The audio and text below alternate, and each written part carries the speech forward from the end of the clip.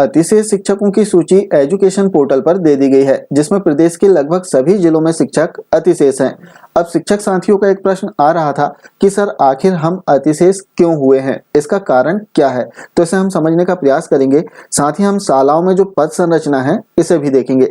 जैसे हम देखें तो एक शाला ऐसी है, माध्यमिक शाला, एकल माध्यमिक शाला है जहां पर 2 शिक्षक कार्यरत हैं और दोनों ही सरप्लस है। इसी प्रकार हम देखें तो एक माध्यमिक शाला ऐसी है, एकल माध्यमिक शाला है, जहां पर केवल एक ही शिक्षक कार्यरत हैं और वे भी सरप्लस की श्रेणी में आ गए हैं। तो आखिर ऐसा क्यों हुआ है, इसे हम समझने का प्रयास करेंगे।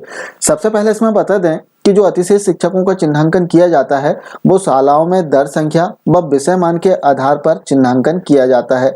जैसे दर संख्या की हम बात करें तो इसमें पद संरचना हम देख लेते हैं। जैसे प्राथमिक शाला में 60 तक यदि दर संख्या है तब 2 पद वहां पर स्वीकृत रहते हैं। इसी प्रकार 61 से 90 तक की दर संख्या में 3 पद, 91 से 120 तक की दर संख्या है तब 4 पद, और 121 से 200 तक की दर संख्या है तब 5 पद वहां पर स्वीकृत होते हैं। इसके अतिरिक्त इसमें हम देखें कि 150 से अधिक यदि दर संख्या हो गई है तब एक नियमित प्रधान अध्यापक का जो पद है वो स्वीकृत हो जाता है। साथ ही इसमें जो 200 से अधिक यदि दर संख्या होती है किसी प्राथमिक शाला में तब छात्र का जो रेशो है वो यहाँ पर थोड़ा सा बढ़ जाता है। अब प्रत्येक 40 छात्र में एक शिक्षक नियुक्त किया जाएगा, जबकि समान रूप से हम देखें प्राथमिक शाला में तो प्रत्येक 30 छात्र में एक शिक्षक नियुक्त किया जाता है। इसी प्रकार हम माध्यमिक शाला में देखें तो माध्यमिक शाला में जो 3 विषय होते हैं बेसिक विषय, जिसमें गणित, अंग्रेजी और सामाजिक विज्ञान मुख्य विषय हैं, जिनके पद प्रत्येक माध्यमिक शाला में स्वीकृत होते हैं और इसके अतिरिक्त दर संख्या के आधार पर अगले पद स्वीकृत किए जाते हैं।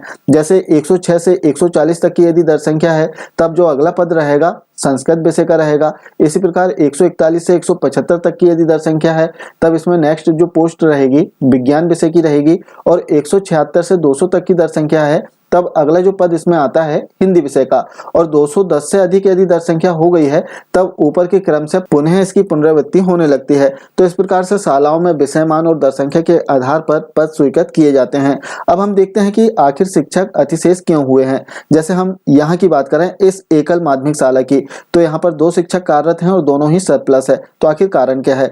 जैसे हम देखें यहाँ पर माध्यमिक शिक्षक एक कार्यरत हैं, संविदा शाला शिक्षक वर्ग 2 साइंस विषय है, तो यहाँ पर चूंकि दर संख्या कम होगी और विज्ञान विषय का जो पद है वो दर संख्या यहाँ पर हम देख लेते हैं। विज्ञान विषय का जो पद है 141 से 175 तक की यदि दर संख्या है, अर्थात 141 से अधिक दर संख्या हो गई है शाला में तब विज्ञान विषय का पद स्वीकृत होगा।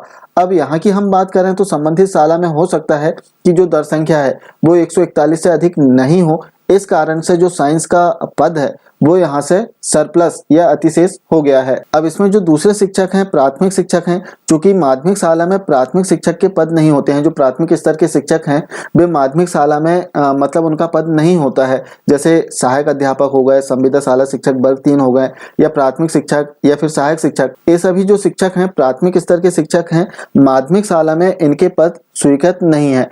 इस कारण से जितने भी प्राथमिक शिक्षक यदि एकल माध्यमिक शाला में कार्यरत हैं उनका नाम सरप्लस की श्रेणी में आया होगा, वे अतिशेष आए हुए होंगे। अब इसमें एक बात और कि यदि कोई एकीकृत शाला है, जैसे 1 से 8 तक एकीकृत शाला है, तब ऐसी एकीकृत शाला में प्राथमिक शिक्षक का पद स्वीकृत है और वहां पर प्राथमिक शिक्षक कार्यरत रह सकते हैं, वे अतिशेष की श्रेणी में नहीं आएंगे यदि दर संख्या है तब। तो इस प्रकार शालाओं में जो अतिशेष का चिन्हांकन किया गया है वो दर संख्या व विषय मान से किया गया है।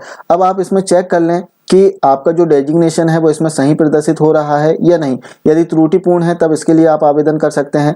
साथ ही इसमें आप देख लें कि आपकी जो प्रेजेंट पोस्टिंग डेट है वो सही है या नहीं है, क्योंकि इसके कारण से भी अतिशेष की गणना की गई है। जो भी शिक्षक संबंधित शाला में सबसे अधिक समय से कार्यरत है वे अतिशेष की श्रेणी में इसमें आए हुए हैं। तो आप यहाँ से देख लें कि कहीं इसमें त्रुटिपूर्ण जो जानकारी जो डेट है वो अंकित तो नहीं हो गई है, और यदि त्रुटिपूर्ण हो तब आप इसके लिए आवेदन कर सकते हैं।